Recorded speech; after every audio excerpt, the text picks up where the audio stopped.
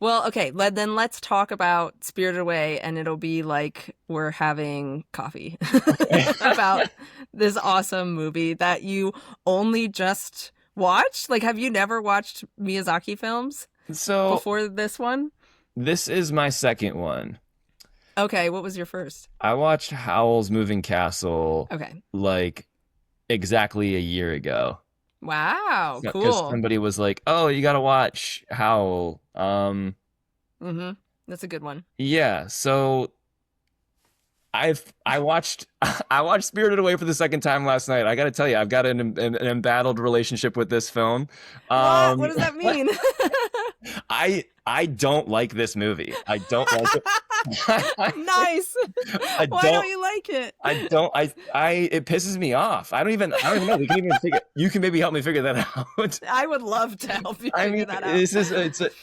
it's an irritating movie to me. I don't. I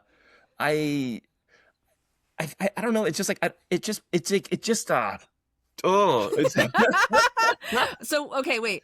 What's like your favorite movie? okay, Or just like so one I of just your want to favorite compare this movies? because in our emails we were comparing this. I've always loved The Wizard of Oz. Okay.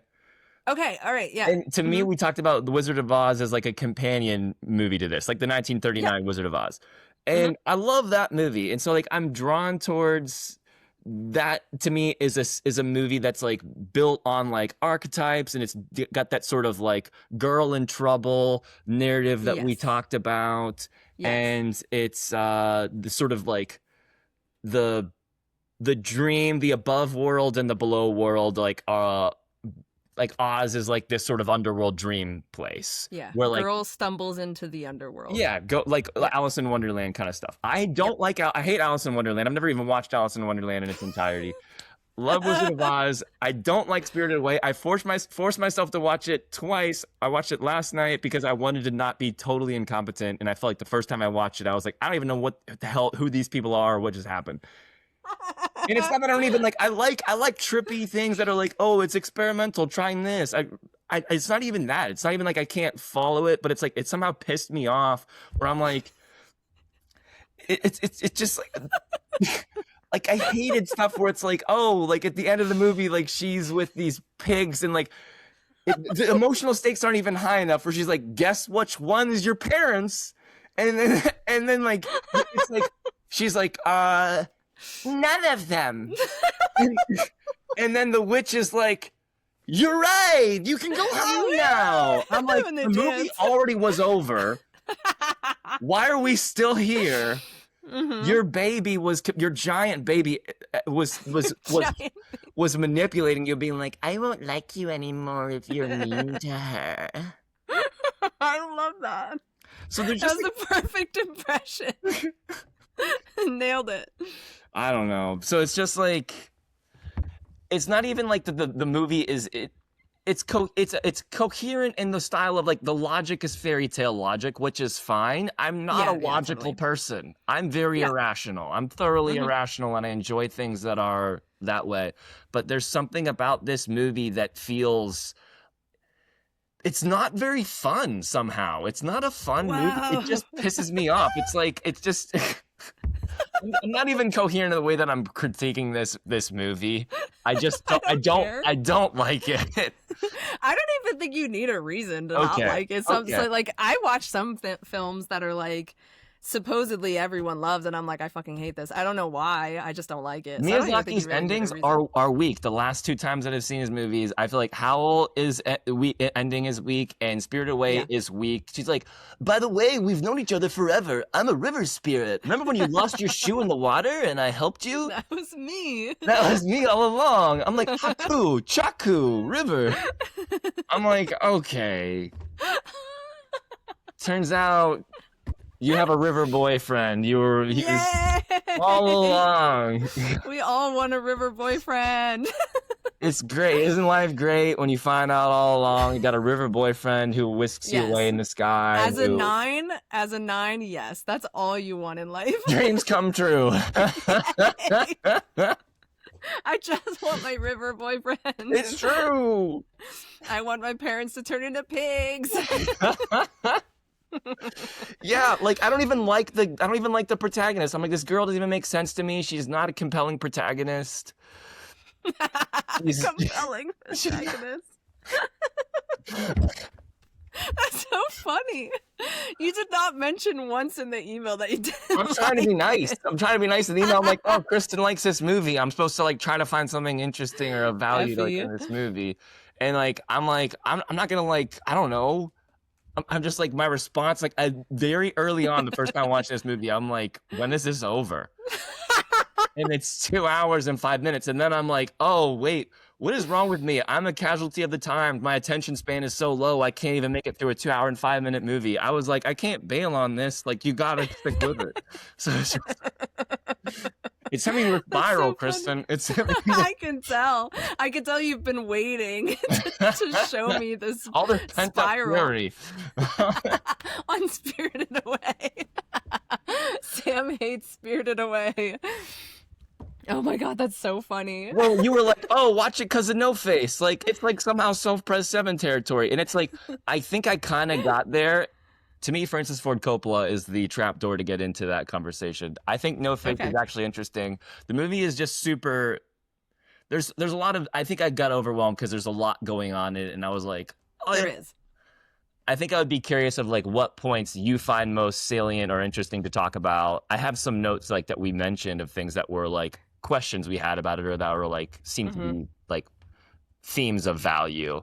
Yeah. And like the Bathhouse. It's not a completely useless value in this film.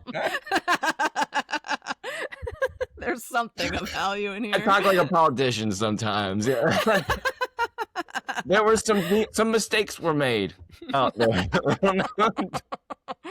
No, that's totally fine. Yeah. No, I loved why do I love this? Maybe I can help. It's a freaking 9 movie. It's a freaking 9 bullshit movie. Right. So also let's put into context that Miyazaki is Self-Pres Social 1 Wing 9. Yeah, sure. 164, I think they have him as. Mm-hmm. Yeah, I think he was 1 Wing 9, 164. So it's, I mean, maybe it's like a gut thing too. It's a very like spatial mood movie. Like, it's not plot based, it's not character driven, it's very like you're in a totally different realm, you know. Like, I mean, also it's animated, so like there's that. But it's more of a mood and an environment experience, I think. So like, to me, I watched this when I was like 10 or something. And then just throughout the years have been drawn to Miyazaki and his other films, and I have not seen all of them. It's not like I'm like the biggest fan. Like, I have enjoyed what I have been able to like watch and experience, and I like to go back. I don't often like rewatch films unless they really like meant something to me or interest me, like the visuals or the experience of it. Right. And his films are ones that I definitely go back to, just because it's like, what was that again? It was like a fever dream I had. Right. Yeah. So Spirited Away I love because it is a mood. It is like a weird dream. And there's just, it's very fairy tale logic. There's not I really like how you picked up, or you wrote in the email, that it's like not the hero journey. And that's what I think I really like. It's not like this linear like hero's journey. Like, she has to go through a bunch of like heroic things where you win the big prize, like whatever that is. It's very subtle. It's very like multi-dimensional. It's just kind of like on the ground dirty work. Like, you know, she works in a bathhouse, she just has to get through it, she doesn't even want to be there. It's like all this mythic amazing shit is happening, and she's like, I just want to go home. So we talked about like, why do these girls fall into the underworld and they just like want to go home? Like, what is that? They have this like sassy kind of like, fuck this place even though it's magical, and like, just I need to get back to normal, you know. And I just, the No Face part was just the idea that, like, you know, No Face is this character that kind of shows up, and he looks kind of lonely and needs, like, what is it? Kind of like an invitation to come into the bathhouse. And Sin, or Chihiro, is working there, and she doesn't know who he is, doesn't know the realm of the spirits or anything. And so she kind of just, like, lets him in, like, oh, it's raining, you should just come inside. Yeah. And he comes in, and then, like, it's a slow process, but, like, he just slowly starts to, like, become monstrous and, like, what would you say, neurotic about, like, getting close to her. And, like, you're not quite sure, like, what he goes fucking insane. Like, he starts eating people, he starts manifesting gold in his hands, and everyone's going crazy for it.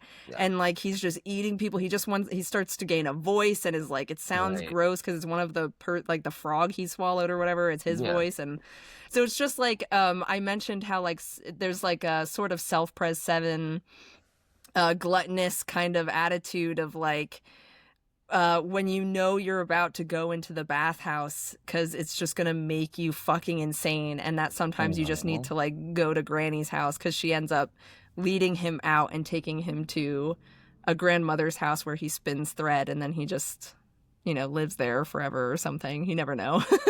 Right. And so it's just an interesting character. I find, like, films like this where it's more mythic, fairy tale like, you can kind of pull different things from it that you can relate to in a very just, I don't know, like, a personal but not personal. It's personal and impersonal in a way. Like, you know, No Face could be, you could use, like, self-pres 7 language around it. You could use addiction around it. You could use loneliness. You could use, like, you could apply, and that's the whole point of fairy tales and myth, is, like, you could apply 100,000 different situations, things, language to this one image, you know? Sure. And Miyazaki's films are just notoriously rich with images that, like, you could apply 100,000, like, it's art, you know?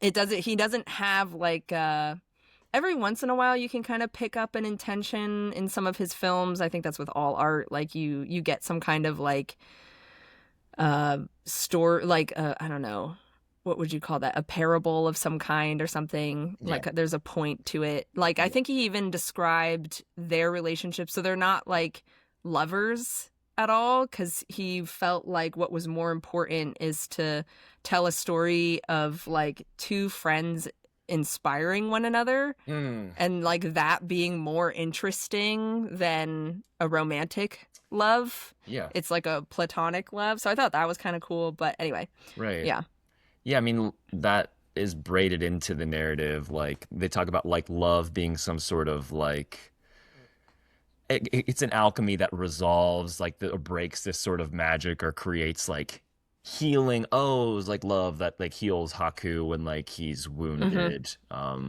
He's got that magic seal that he's carrying inside of him, and I don't know, it's like, it's you sound so disgusted. I hate dragons. Dragons are really annoying to me. How could you hate dragons? I just don't care about dragons. I'm like, don't expect me to care about this dragon right now. I'm not taken by the dragon. I don't need this dragon. Yeah. So I guess, to me, like, I want to rewind to, like, try to like, look at this No Face character for a sec, because it's just like, this character is really odd to me, because you have, like, there are two parts to this character. One is, like, so, like, outside of the bathhouse, No Face, and inside of the bathhouse, No Face. So outside of the bathhouse, like, No Face is, like, really meek, like, is like, like, can't really talk, like, like, kind of is just, like, sort of moaning, like, in pain. And then you have this monstrous being who, like, is, like, gorging on all of this food and on these other beings that are there, these frogs that are, like, basically staffing the bathhouse. Um, I guess I guess I want to ask you a question. It's like, what is it that No Face wants from Chihiro? Because he seems Mm. obsessed with her and is like wants to like he like shows her this gold like he can't eat her unless she takes the gold, but she's not interested in the gold, so she won't take it. Yeah. And so that to me where it becomes like sort of like this dream image where it's like this monster is like like I'm being offered gold, and like in the above world like gold is of value. But like in Yes. the below world like this gold is like I don't want anything to do with it. Like I will be Hmm. swallowed by this bottomless pit monster. Right. And Yeah. so that's like is powerful, and it's like can't be I just like I'm sort of stuck on that image. I'm like, what's going on there? Like, how do you respond to that? I mean, it's interesting because you kind of brought up before when we were emailing about it, like, or at least I saw that comparison between her not eating the food that her parents are eating at the very beginning, like Yeah, when they turn into pigs. yeah. Um, and then also like denying the gold that No Face is trying to give her, but like, Mm, the bathhouse is going crazy, like greedy for. yeah. And so it feels like, I mean, when you're a kid, which, she's a kid, like your value system is very different depending on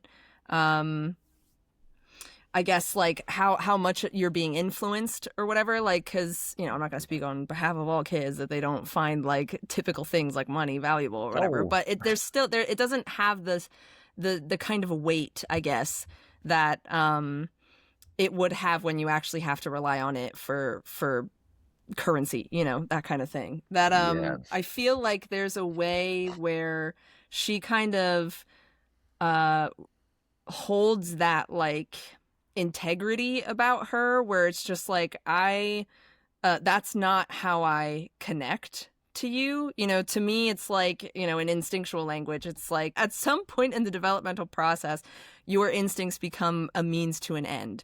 Like I'm going to, if I do this, I will get this in return.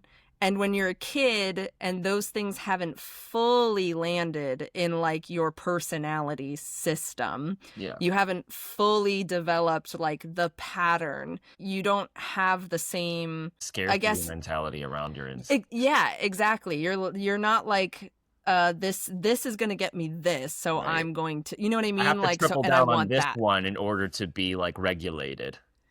Right. Yes. And you haven't experienced the outcome yet to even know what that outcome is. You're still in play. You're Yeah. still in possibility. You're Yeah. still, you know what I mean? So Yeah. it's like to her, it's not a part of her, it's not a part of who she is to connect in that way like everyone else has, because they're just kind of in like the daily grind, and they do rely on currency like that.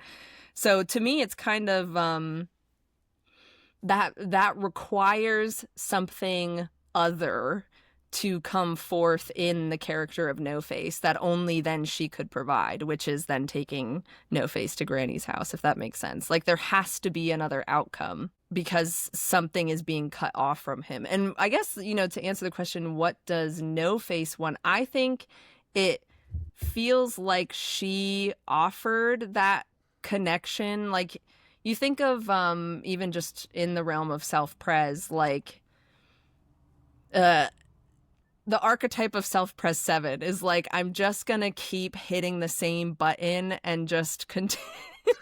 I'm just going to like, because I want this thing, like say it's like a Yeah. really good burger even though it makes my stomach hurt, it's like Yeah. that, but that's what makes me feel better. Yeah. And Yeah. I think because it tastes good or it feels good or whatever, so Yeah. it's Yeah. like maybe No Face was like there's something about this person I'm drawn to because she showed me some kind of kindness, some kind of warmth, and like the only way I know how to repay that warmth is through self-pres. Like I think people could maybe, like that's the exchange, like that's the common exchange of this world is of warmth and love is mainly through self-pres kind of mothering Yeah. tendencies. So it's like, to she doesn't have those tendencies even from the very beginning. Like, that's just not who she is yet, you know, that hasn't affected her yet. Yeah. Yeah, interesting. A lot of interesting She, stuff. yeah, she really, like, I think, emulates like that individuating force when you're kind of like pushing away from all of the conventional uh ways of being or whatever. I think that's where that idea of like young ladies who fall into the underworld, the Persephone myth, it's just like it feels violent, but that like feminine character has to kind of break off from worldly things, as in like this worldly thing, in order to experience like something other, to know where your values are and like what you're actually, you have to be like divorced from something Yeah. completely in order to like reevaluate, in order to individuate and understand what it is that you're living for, essentially. Yeah. I mean, like, I guess it just struck me in that last little bit you were saying that she is otherworldly Hmm. in that realm, the bathhouse. Because Yeah. she's human, she's otherworldly. And so Hmm. she's exceptional even just because she's human. Right. Like that's what makes her extraordinary is that she's a human being. And perhaps that's even like why No Face is drawn to her. That's a good point too. Yeah, because even that like characteristic That of spirit, greed, something is alive it's a in her. spirit. He's Hmm. responding to a certain aliveness that's there. She's not deadened in her pattern because Yeah. the servants are Yeah. all like, and they're all deadened into like their pattern. Like they're literally Hmm. the dead. They're like, I'm in this Yes. cursed underworld realm where my job is to repeat the same service that I provide in the same place. It's got that self-pres rhythm to it where it's like, do Yeah. your job, clean the floor, like, and nobody's happy and they just bitch about their job and like they only ever talk about the surface level work things. It's just self-pres social hell where it's just Hmm. like all we do, like we're around each other constantly, but we never talk about who we really are as people or what really matters to us. And Hmm. like that's what that feels like. It just hit me there. Yeah, that's a really good way of putting it. Yep, they're all dead. The freaking bathhouse. It's self-pres social hell. It's self-pres. Where you just like fight over like what was it, fried newt or something It's like so that she dumb. was Yeah, eating. it's like that's what you're excited about? Is that what you're living for? Like that's your only like, oh, if I could just have that, it would be a little bit of like a respite from my boring life that I just am resigned to Hmm. that I can't escape. I Hmm. can't break free from it. Yep. You even kind of get that vibe. Like the bathhouse is very, you know, a bit more alive in the imagery, like because, you know, it's where the spirits come to They cleanse converge, yeah. themselves and stuff. Yeah. But I really get that kind of eerie, ghostly vibe when she goes on the train to go to Granny's house. That Mhm. like that's where you encounter all those like shadow figures and Yes. like the houses just in the middle of nowhere. Like that's just like a ugh, like that was like Realm of Dead kind of Yeah. feeling to me too, Yeah. of just like where are, like this is not a normal, like this is not Earth. Yeah. Well, the rhythms of the movie, it was really apparent to me the second time I watched it, the rhythm of the movie changes significantly in that departure from the Hmm. bathhouse. It does, yeah. It slows down. It's a beautiful part of the movie, actually. It is very pretty, yeah. Uh, she's leaving and she's on the train with No Face, and it's a very intimate kind of ride. And they're going off towards where Zaniba lives, the other witch. Hmm. And you're leaving this whole realm, and so the whole busyness of that, like, sort of bathhouse hell is just it just falls away. And Hmm. you're left with the ethereal kind of watery landscape of it all. And then when they finally arrive on on the other side of this place, it's that lantern that hops out to meet them. Yes. So cool. It's really cool. It's really beautiful and brings them into this other witch's house, you know, that Hmm. I don't know. To me, that part of the movie just feels like it's that moment where it's like, oh, your way home, like you've always known it. It's like that kind of Mhm. within you, like the truth is within you. Like that whole like, oh, like how do I get home? Like you're in a panic at the beginning of the movie. Like Dorothy is like, I just want to go back to Kansas. It's like, why? Kansas sucks. Like you don't really want to go. Kansas. Yeah, it's pretty lame. You don't really want to go back. And here she's like, where are my parents? Like I lost them. It's like your parents suck. Remember, you're moving. You're unhappy about moving. You didn't want to do Your that. parents don't even get you at all. They don't. You watch the movie, it's like you're not even their daughter. Like I think there was a mistake at the hospital. Like you probably Absolutely. belong to someone else. Every 9 could relate to that. Yeah, well, that's what it feels like. You're in this nightmare, but then she loses them, and she's like, "I have to save them and bring them back." I'm like, "Why? Like Why?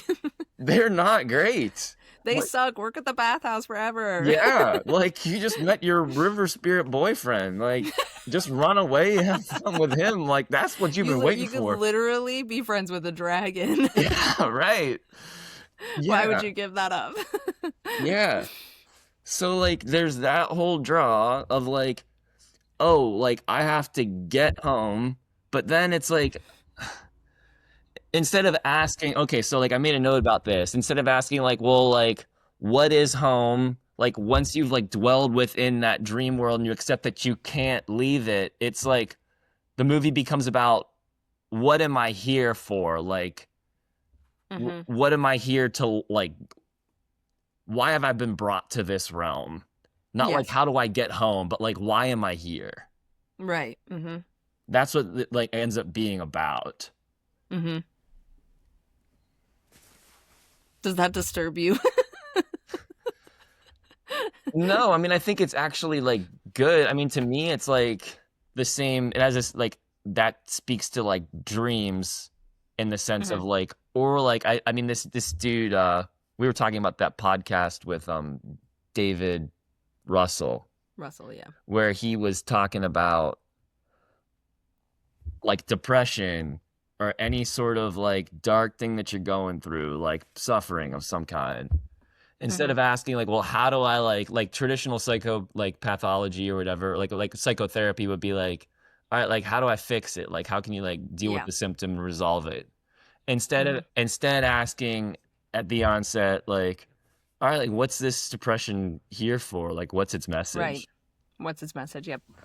Yeah, and I think that's why I really liked this movie and story in line with like the Persephone myth. It's just like a totally different retelling of that, like stumbling into the underworld and just having to like deal with it.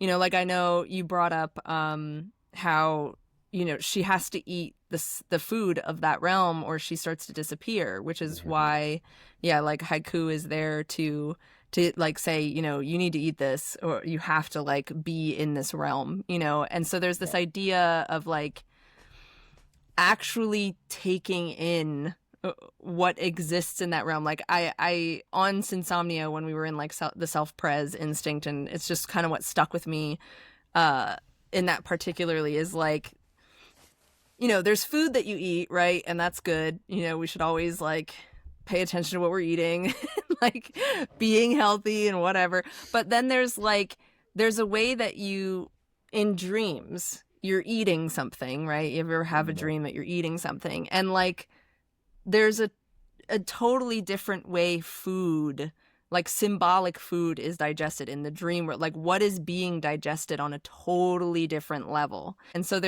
with Persephone, it's like, the myth that the feminine goes into the underworld, or it was Inanna and Yeah. Ereshkigal. Yeah, that it's like the feminine goes into the underworld for a certain season and has to be there. Like you're there to contend with something otherworldly and mythic and but like in the earth, it's not hero, it's not like Apollonian, it's not in the sky and like in the realm of thought and stuff. It's like in the body, and that's why you eat the food of it. Like it's in the body, it's through the digestion, it's like unknown, it's the winter season.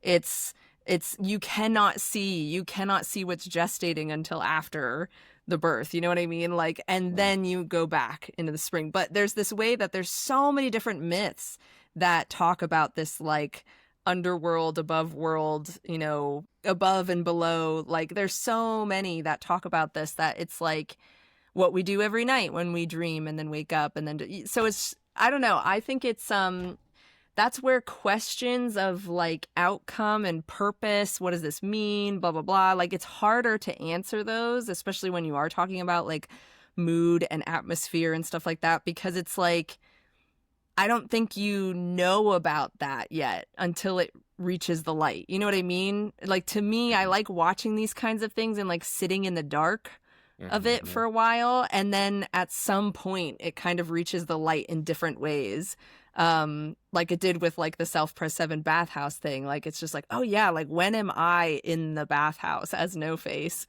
and like just sort of like turn into a complete freak and like not myself, you know? Yeah.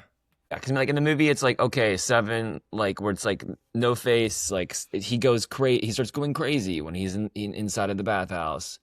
I mean, I think for every Self-Pres 7, it's going to be different, like what your crazy is. Yeah, totally. Right. For everyone, it will. Yeah. Like on one hand, like I guess I mentioned this as a way to end for me to talk about it, is like one hand, like 7 crazy is like, all right, I'm fixating on like a creative project that like I am going to be able to, I don't even know if this is the best analogy. I guess like I'll use that one thing where I was talking about like just like, where you like, I guess like even just like spending money like unnecessarily, where you're just like, I'll get hooked into like, I'm directing this play right now that I wrote with like 5th and 6th graders, and like it's a hybrid play, like half kids, half puppets, and like Nice. I got like really into awesome. puppets, and like I like buying nice puppets, but like I Nice. don't want the school to pay for it. Like I'm buying the puppets for myself so that I can have them, so that I can do stuff with them like as I please, and that I have them as like a resource, right? Like I want to have them in on like, oh, like I've got this cast of puppets, it like I can take my stuff and do them. If I ever want to use them, I can. Like I've got them that I can use. Yeah. And so Makes like sense. I like will get hooked on like, oh, so like I'm not only just gonna like have a couple like nice puppets for this, like I'm gonna like buy, like I'm gonna keep going. Like I'm gonna, like right now I have 6, but like, oh, what if I have like the Earth, Sun, and Moon, and like that I go all the way and get like nice puppets with that too. And so it's like there's never like where's the stopping point? Like I could just keep going. And it's like once you've like hit the high of like, oh, that one's not new anymore, like I need the new one. So it's like I gotta find the next thing. Right. Yeah. So like, you know, you're kind of a bottomless pit in that way. And like the thing is, as you're feeding yourself with that, you get an anxious feeling when you know you're overdoing it, where you're like, oh shit, like I've gone, like I don't even need this anymore, but like I'm just gathering more. I'm just like, Right. yeah. It's that insatiable hunger. Yeah, just I just a bought another never-ending puppet. I just bottomless. bought another puppet. I just bought another one. Just- I just paid I just $225 for an Earth puppet. A custom built Earth puppet whose mouth barely opens. That's so fantastic. Oh my God. Yeah, I mean, and that's why for me, you know, my bathhouse, my No Face in the bathhouse would be more like social related. Okay. Because it's, I mean, because I have the social instinct first. Like Yeah. self-pres stuff is not as like important or valuable, I guess, to me. So like my No Face in the bathhouse would be if I start thinking and rotating through social scenarios. Like I need to cut myself off or it could be never ending. And I'm a 9, so like the imagination is endless over how things could go and what I'm worrying about and what I'm trying to process. And so to me it's like I know if I step in there into that for too long, I forget who I am. Like I lose my identity. I think it's also very like 9 mergy, like I'm not myself anymore. I've become completely something else or someone Swirled else. in, yeah. And it's like, yeah, like there's a way that No Face, you know, with even adopting like the frog's voice and stuff. It's like the identity, it's literally no face. Like the identity becomes completely unrecognizable. And you just kind of like lose yourself in a way. Like that's just like merged with something other, something unfamiliar. Yeah. Which is just such a weird and that's why like his character has always fascinated people in general. I mean, he's a pretty aesthetically cool looking thing. Oh yeah, sure. He just looks great. Like it's just like yeah super cool. And then besides that too, it's just like, what kind of spirit is that and why? Why? Yeah. Well, I guess to me, I think I brought this up in the email, but I think it's worth pushing on it.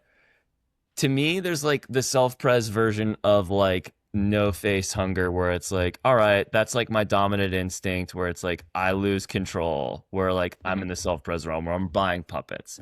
That's pretty low stakes to me. And it's like I can make fun of myself in that realm, be like, I just bought like $1,500 worth of puppets over the last year or whatever. Like that's kind of dumb. But like to me, where it's like actually like the scary like monster side is like, when am I making choices that could be harmful to myself? And it's usually to me where it's like the sexual instinct gets involved, where it's like, oh, this is where I'm drawn towards this person or this situation where that feels larger, something larger than myself that could destroy me. And so it's like I'm longing for that and I can't get enough of it once I'm there, because I've been starving myself of it for so long. That's a good point. Yeah, or it's like hasn't been in view for forever. It's only existed in the internal space as like some sort of like longing or dream or whatever. And so then when you get in it, it's like, well, like this isn't really like satisfying me, or like I don't even know if this is good or not, but like I'm just gonna like go as hard as I can with this now, because and it's like you become this sort of monster within, and it's like you're not good at regulating, you're trying to regulate the monster. Like he's like like you don't know how to do it. You're like, I don't know how to do this instinct, and so it's like I don't know when to stop. Yes. I think it's also we're talking about like why specifically Sin / Chihiro did he like, what about her? And there's a way that it's like the kind gesture she gave, to even just letting him in is like that spark of like feeling something. Like you made me feel something, you impacted me. And that can be, I mean, for a lot of like just sexual instinct in general is like you reached somewhere and touched something that I don't know and that I don't have a name for, that does not wear a face, that I don't have a relationship with. And therefore, I have no control over, no way of, like placing that inside myself anywhere and in a reasonable. It's completely irrational, and so like No Face takes on the irrational hunger of being, feeling something, like of feeling warmth and wanting more of that, and like demanding more of that,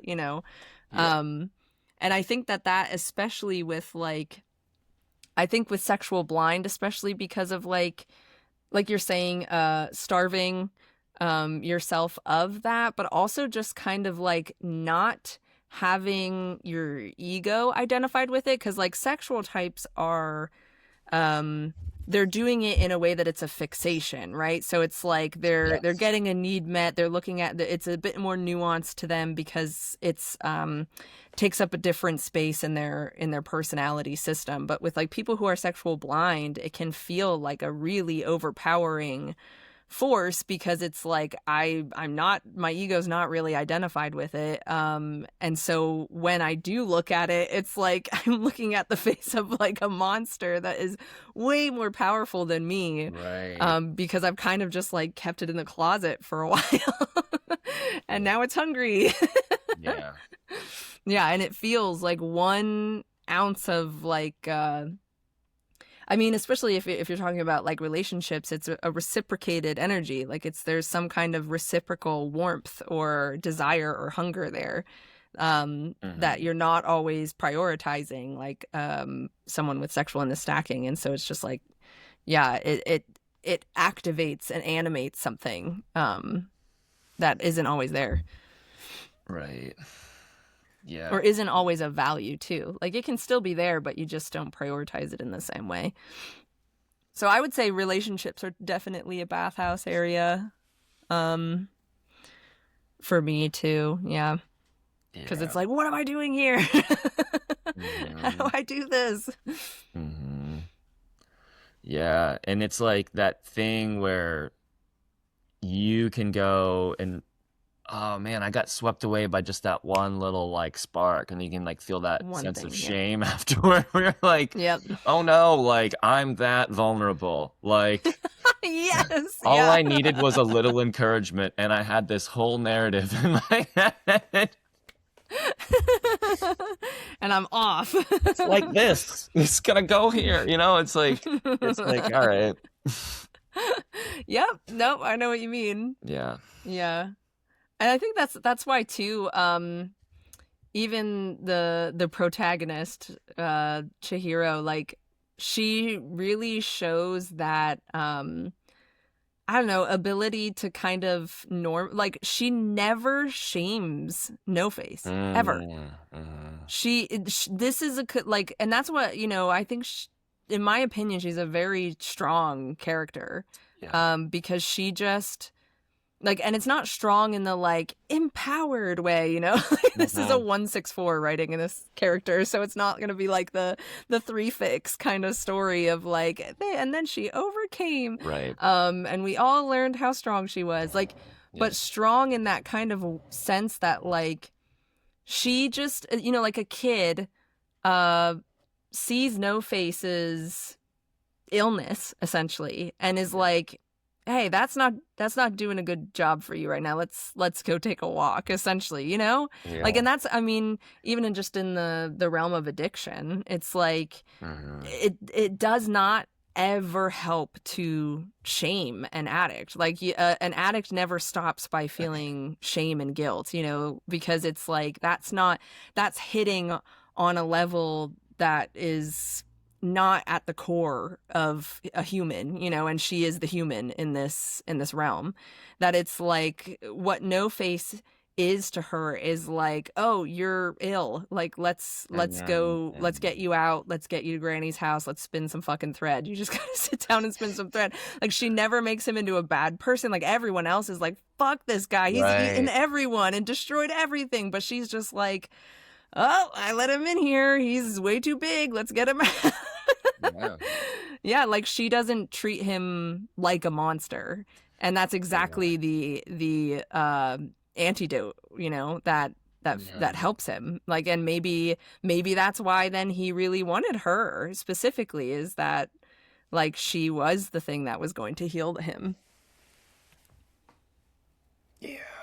Because that's what projection is in the first place. Like, if we're talking about relationships and the sexual instinct, like, you know, something gets sparked within you, something animates you to a specific person, and it turns out like whether the relationship works out or not, they always have something of value. You know, they always contain, it's alchemy, right? Like it is, they always what do you call it? Reunite something within you. Yeah. There's that ignition that happens where it's just Yeah. Mm-hmm. Yeah. Huh. There's always healing potential. It's like that thin line of feeling that it can be destructive or creative, and it's usually both. It has to be both. Well, I think it's extremely attractive, I think especially as an adult, to think that like, oh, this is somebody that's actually good for me.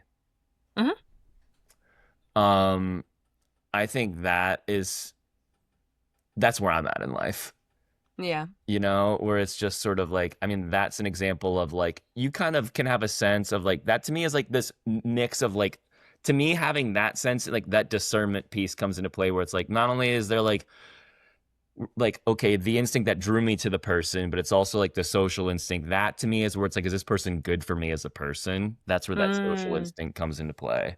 Right. Okay. Because I mean, like, I think like for me, a lot of times, like there's that like, oh, does it feel like comfortable and alive? Is there an aliveness to the connection? And as a 7, you're like kind of like, well, the bar's up here. Are we still jumping over the bar every time we're together? Because like if we're not, what are we doing?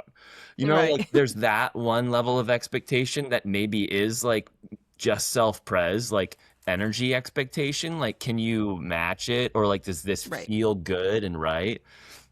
I think for a long time I thought that's just what sexual was, because it's just like, well, like it feels like sexual in some sense, like there's desire like involved, or like there's excitement, so like isn't that what sexual is? uh Yeah.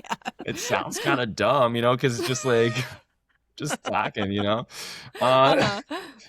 And so there's like, okay, there's that side of things, evaluating a relationship, and then there's like, but for me to like land through, it's difficult because like I think on one level with relationships I'm looking for, am I connecting with this person in a way that feels deep and valuable, right? And so like I can go on a date with somebody and be like, yeah, that was pretty superficial and not interested in that person, or we just weren't connecting.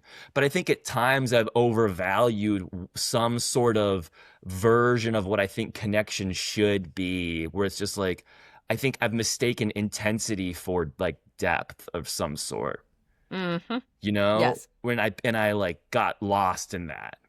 You're right. Okay. And I don't Yeah, know I if can that relate to was that. like a drug, like that sexual thing, being like, oh, it was like I experienced what it's like to experience the drug of another person, what it's like when we that alchemy happens.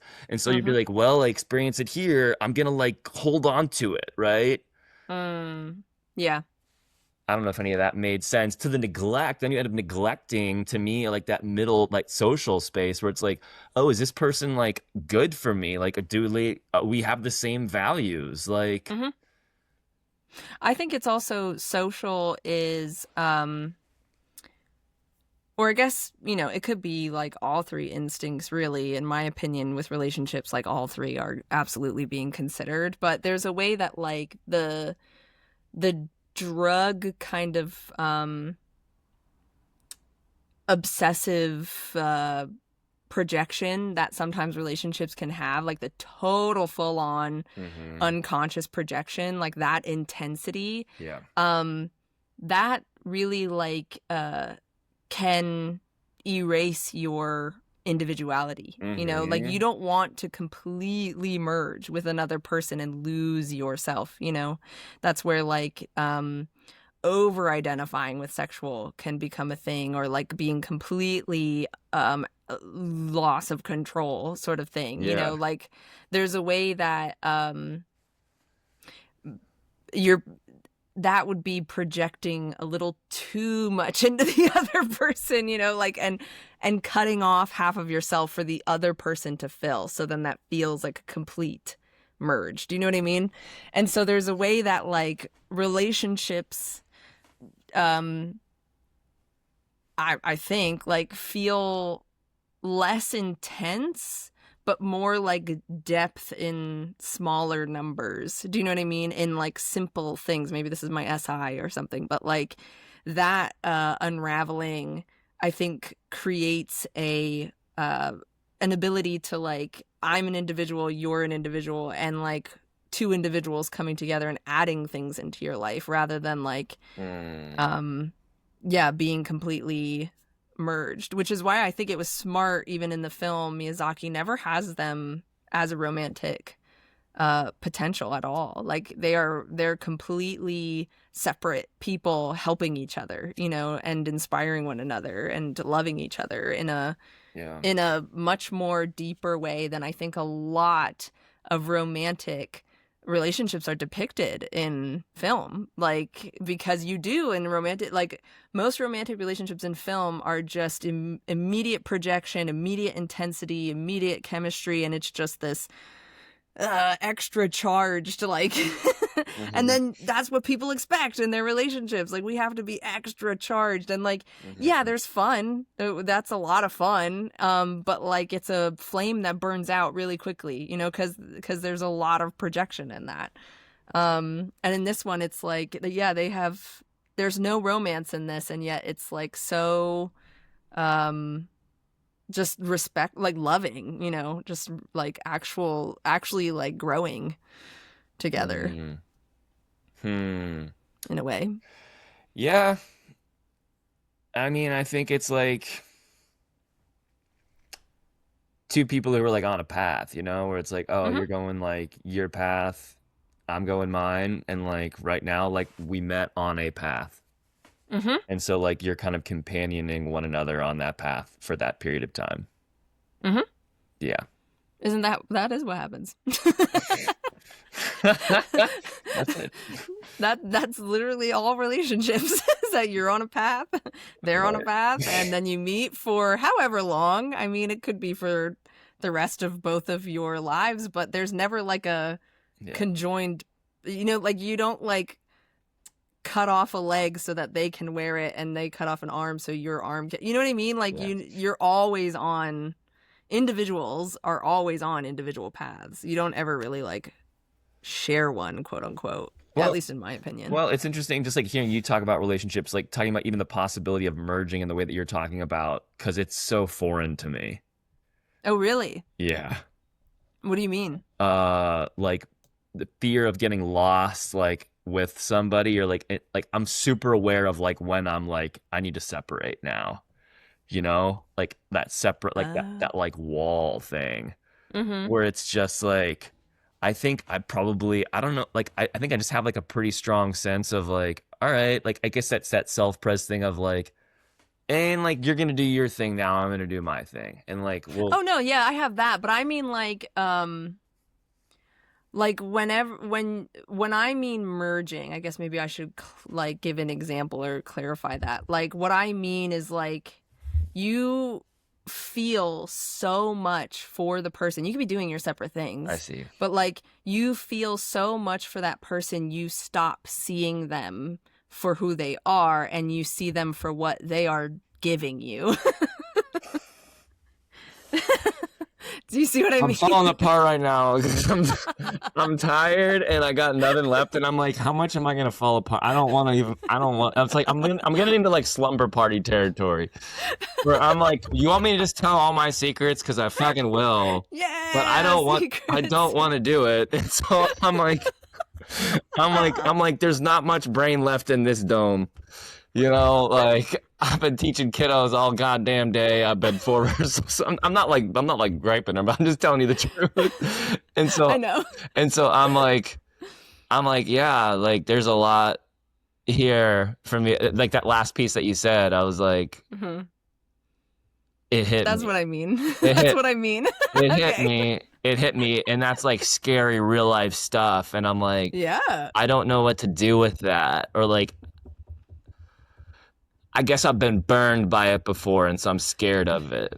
I've been burned because I've been changed by somebody, and they affected me, and it didn't turn out to be something that like I felt like was good for me in the long run, and so that's scary to me. You know, because I'm like, you're better off being a cowboy out there, not ever. Don't merge with somebody, because guess what happens? You end up out in the desert, and you get bit by a rattlesnake, and there's no anti-venom, and you're like, I hope I die, because I'm ready to. Okay, so now, all right, I got my point across at least, what I meant. That's what I mean, because then, like, yeah, like, I don't think that's a bad, like, that's a normal thing. I think... It's all normal. It's just, it is intense. It is really intense because I mean, this is where I kind of like, you know, on other episodes, like I've played with the idea of the trickster, because that is a huge trickster thing. You are being reflected, like something is being reflected about you rather than the other person's just being like a It's fucking all puppet House of for it. Mirrors, Kristen. You don't know. House of You don't Mirrors. know. You get inside that house, you won't know which way out. You won't know who Exactly. yourself is. You won't even look in the mirror and be like, do I know that guy? Like, that's, I don't No know. face. You don't know who you are. That's what I was saying. You lose don't your know. identity. You don't know shit. You don't know who you are. You don't know who that other person is. Nope. And that's why, like, Judgment, Marion, it's clouded. It's clouded. It's everywhere. It's refracted. It's all the things. It's all the confusion. It's all the fusions, man. That's the merging. So, like, I remember, like, Marion Woodman is a Jungian that I really love, and I talk about her all the time. God bless. God bless her. I know, seriously. She was a powerhouse. And she had said before, I don't remember if it was in a book or in a lecture, maybe both. It was always usually in both, that, like, she dealt with a lot of women in relationships, and men too. And she would say, like, you know, time and time again, you watch people get into a relationship, they choose their projections of each other, you know, they are in karmic agreement that we are projecting onto each other. And then when that projection falls, will you still love the other person? And that's the thing that a lot of people don't know what, like, how to do, because at the end of the day, like, you are just an individual human being with another individual human being, and will you agree upon that? You know, will you agree to be individuals together, and go on, you know, and go your individual paths, rather do I than like this human being? Do we like each other? Do we like, am I gonna like give shit to this person for the human being that they are? And like, I'm like, you don't even like who I am. Yeah. What the fuck are we doing? You don't even like who I am. I know that. So, what? Yeah, that's when you gotta know. That's the hard part. I mean, I think that is, like, we're dealing with that on, like, a, you know, earthly scale. Like, I think that's what a societal kind of scale. I think that's what the problem is with a lot of people, because we don't have many spaces to talk about that, and with a culture that prioritizes romantic relationships and literally sells you romantic relationships, like, to and not how to navigate them, but that you must have them, you know, right? Like, that it falls apart. Like, people don't understand what goes wrong, you know what I mean, with that formula. I guess I'll just say it's odd to me.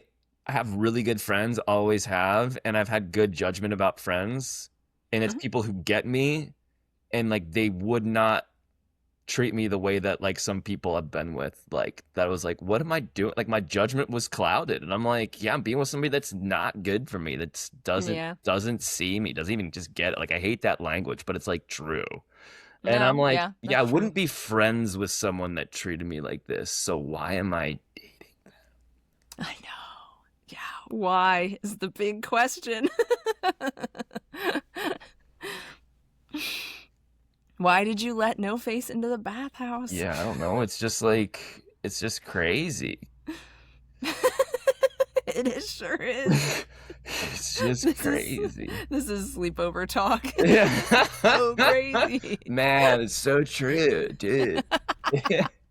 Yo, this shit's so crazy. So right. What you said is right.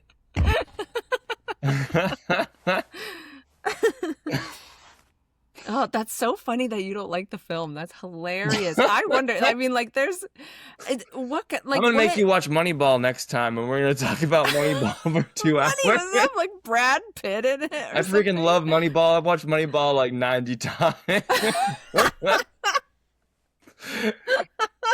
I carved my TV out of my closet, turn on Moneyball. I quoted Moneyball to myself like 3 times today. I kept last night before bed. I said to myself, "Pack your bags, Pete. I just bought you from the Cleveland Indians." I said that to myself, and it was like scripture. It was like profoundly comforting. All right, Effie to Effie, I will sit and watch Moneyball, and we can have an episode on Boom. Moneyball. Boom. I will. I mean, I love lots of. I actually don't like. I'm not a big film critic. There are definitely ones like, I don't know. I love watching horror movies and like really bad ones and just shitting on it. We Like, gotta I watch love Primate shitting and talk about it. I wanted to watch it. It looked like the craziest crap. I What's interrupted it you, called? but it's called No, go ahead. Primate. How do you spell it? Prime. Primate, like a chimpanzee. It came out Is like it 2025? came out in January, I think. Oh, that looks. What is this? It is just straight deep dish garbage, and I watched the trailer for it on TV, and I thought it looked amazing. It was one of those movies. Like, here's the problem with a lot of horror movies: they explain the horror. I know, I hate that. This movie is about a chimp that just starts killing its family. It's like the human family that we thought he was our pet. It's like, of course. Oh my God, shut up. Of course he wasn't your pet, you morons. Who gets rabies and becomes violent. Okay. Yeah, and so the explanation is terrible, but if you watch this movie, if you had the right editor and you ripped out all the explanations, the images are incredible. It's just this monkey just ripping, it's just killing people. I was just laughing. I thought it was so funny. I was like, is it like one of those like disaster movies? Like they purposely made it You just gotta awful? watch the trailer. Try to watch the shortest trailer you can find, because you might be like, wow, this is amazing. This movie could be amazing if it was allowed to be as bad as it could possibly be. All right, I'll watch that too. Anyway, so you don't have to. But yeah, anyway, like I other than like horror movies, I critique because I, like you're saying, I do not like when they reveal too much, because it's just like, oh, like this could have been interesting, and then you like showed something that just like, why did you do that? Like, why did you just... This is her backstory. Yeah, and like the ending, they'll like reveal the monster, and it's like, this is so fake, you just ruined it. Right. Or like they had like it was a cult all along, right. Or like something. I just hate those kinds of, like, I can get critical for those, but then like, I don't know, maybe it's because I'm consumed last too. I just like, I'm very deliberate with what I watch anyway. Yeah. But I don't know. I mean, I've heard good things about Moneyball, so let me look at hold on. I want to look at the pictures so I know that I'm. Yeah. Okay. Telling you, Moneyball, man. I'll watch it. That's my Man of Few Words movie. It seriously is. I had an epiphany during those emails that we were exchanging about why I was so into Moneyball, and it was related to that image. Because remember. Brad Pitt in that movie, he is archetypally channeling that stuff. He's making these big decisions like from the gut, and he's like, if you think we need to explain ourselves to people, like, you're wrong. Yeah, you don't have to explain. Yeah. And it's like, there's a scene where he's teaching Jonah Hill how to like cut a player. Mm-hmm. And that is the stuff where he's like, you just tell them this, like, you don't go into like some explanation of like all the feelings or all the things. Hey, I'm really sorry. He's like, no, sorry, gotta let you go. So and so will take care of things with the details. Just give TISI the facts, my ideas, done. That's it. Mm-hmm. And it's like, I think to me, we were talking about like watching when there are movies that you visit and revisit over and over again. It's because there's some part of you that's still like, it's like a dream you're trying to resolve. You're searching for something within the movie. There's something within you that's activated by these images. Yes. Yeah, totally. Is the same. That's what dream work is. Yep. Dreams. I agree. Yeah. That's why, like, I would say Miyazaki's films, like, they're very dreamlike in general. Like, it's set up like a dream. It feels like a dream. And there are lots of movies that I think I'm drawn to that are like that. But then it is certain films that have like the image of a character or some kind of attitude like a character takes on or something like that. Like those are the kinds that will like show up in my dreams more often, because it's like something about like a scene or a character specifically in like the kind of typical like linearly structured films that stick out and probably comment more on something I'm experiencing, more so than the animated dreamlike films. Yeah. Yeah, I'm just like I really like I mean, one of the things too that I like about Spirited Away is just, I think with having SI, it's like the normal mundane stuff like you were talking about in the very beginning, like they work at the bathhouse and it's just like they do this shit every day. Like to me it's like that stuff becomes spiritualized and like that Yeah. piques my SI9 experience of just like, oh wait, like the normal daily things become sacred and weird. Yeah. Like Wow. things start, you know, like reality and the other world are just so close, like just a thread apart from each other. Yeah. And I just find that so fascinating. Like on a body level, just as an experience, I can really relate to that. Yeah, well, it's like that's what ritual is, right? It's taking these Mm-hmm. everyday objects as sort of like a way to like invoke like the sacred. It's like Yep. creating like a thin space through these practices. Yeah. Yeah. I think you see that a lot in like I mean lots of different cultures do that, but in Japanese culture it's I've always took a fascination to that, and I think Miyazaki keeps those in his films and illustrates them in a really beautiful way. Yeah. Huh. Yeah, so it's a beautiful film too, I just Yeah. think in Yeah, general. it definitely is. I probably actually enjoyed it the second time more than I did the first, but I can't say that it will ever be a favorite. That's okay.